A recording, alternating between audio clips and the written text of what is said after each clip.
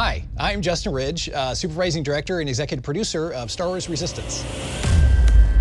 Can you imagine what it's like to be an ace pilot? A dream come true. I'm very excited. You never know what you're going to get. That flying action is so much fun in the show. It ends on such this epic note. Star Wars Resistance Season 1 has been such an incredible experience. Making the show has been a blast, but seeing the reaction from fans online and in person, from cosplayers, to the droid builders, has been even more amazing. I'm really proud of the diverse characters in our story and the different viewpoints we get to explore in the show. Our cast and crew include veterans and newcomers to Lucasfilm Animation, and they really have bonded as a close family unit. We all share the excitement with the fans of this world we've created in Resistance. What's not fun about spying and flying in action? My favorite moment is finally realize Hype's a good guy. Cause Hype Bay's unheard the call. It's okay, no need to thank me. When the Colossus raises out of the ocean is amazing. That was the best day ever. Ridiculously fun. I was on SNL for 9 years. I would get nervous before going into voiceover sessions for Orca because it meant so much. I take Star Wars seriously. You've got something special. I see it. Star Wars Resistance is significant because it takes place before The Force Awakens. It then catches up with the fateful events of that story and the First Order's rise to power. To be so closely connected to The Force Awakens is surreal. So who was it that destroyed your people? Kylo Ren. He actually could get to us on our planet. Yeah, it is a little bit intense, but really exciting to know that there are all these different parts going on. Super very cool and awesome and great. But what are the events that led to the formation of the Resistance? There's a lot of untold history in the 30 years between Return of the Jedi and Resistance, but what we do know has a big impact on our show. Here's a quick recap. During the Battle of Endor, General Leia, or at this point, Princess Leia, and her future husband, Han Solo, led a strike team with the help of some local inhabitants that allowed the Rebel fleet to destroy the Empire's superweapon, the Death Star, a move that would help bring down the evil Galactic Empire for good. Two rebels who were also caught up in the Battle of Endor were a soldier named Kes Dameron and a hotshot pilot named Shara Bay, the parents of Poe Dameron.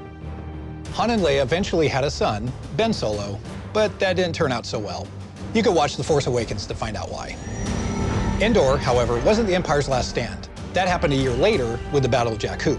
The rebels took out the Imperial fleet, and as a result, Star Destroyers crashed into the desert planet's surface, which would keep scavengers busy for decades to come. During Resistance, Kaz learns that one of the many pilots who helped bring down the Empire was his boss, Jarek Yeager. I didn't know Yeager was at the Battle of Jakku. Kaz also finds a picture of him and his family on the planet Batuu, which will be familiar to anyone who's visited Star Wars Galaxy's Edge at the Disney parks.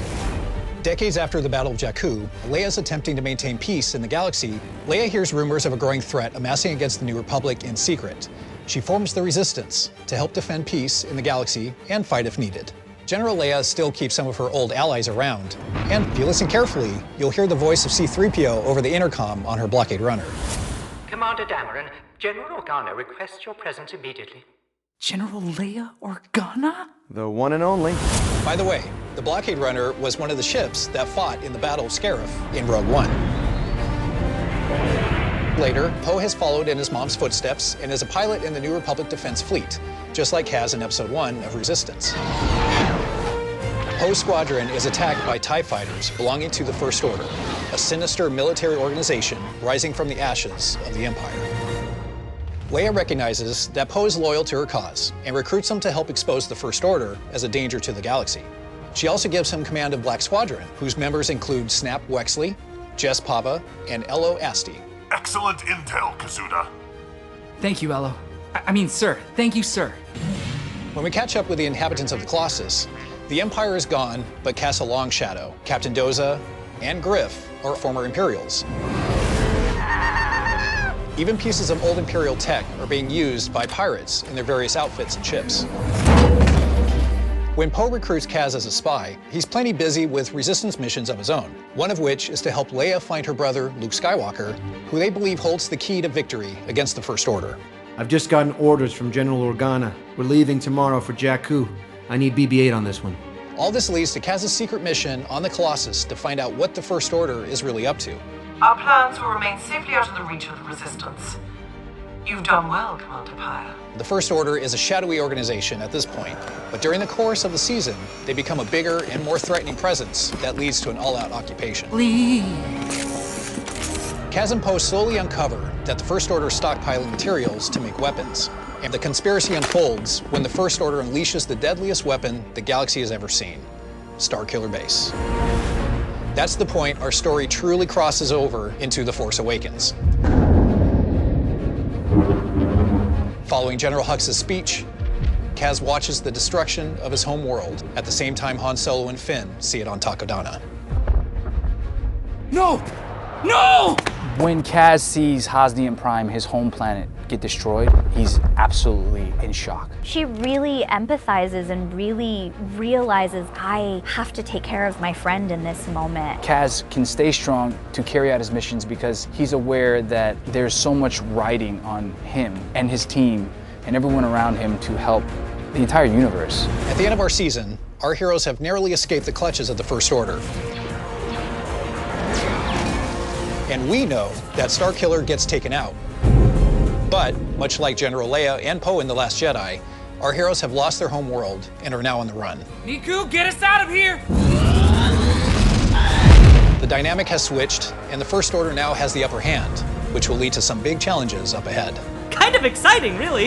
Yes, let's get out there. Cruising through the galaxy, trying to evade and avoid, Commander Pyre and his Star Destroyer, things get crazy. It becomes, in my opinion, a different kind of show. What's going to happen to Tam? The First Order gave her plenty of reasons she should veer off into that direction. There's all these factions and people coming at us. They're gonna get cannonballed into this other world, and I'm really excited to see what adventure awaits. Where do we end? Where does it lead us to? What's the next step? Who else do we get to meet?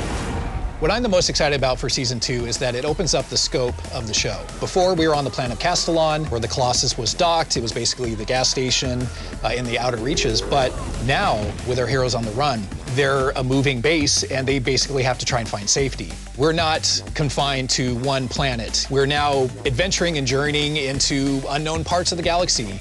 And with that comes a lot of new things that we've never seen before, possibly new characters, new locations, and it just makes for a really exciting adventure.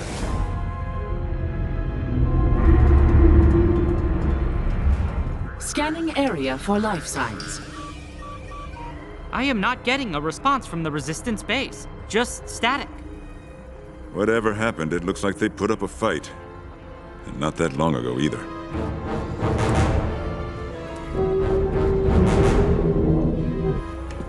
This is Kazuda Xiono of the Colossus. Is anyone there? Come in.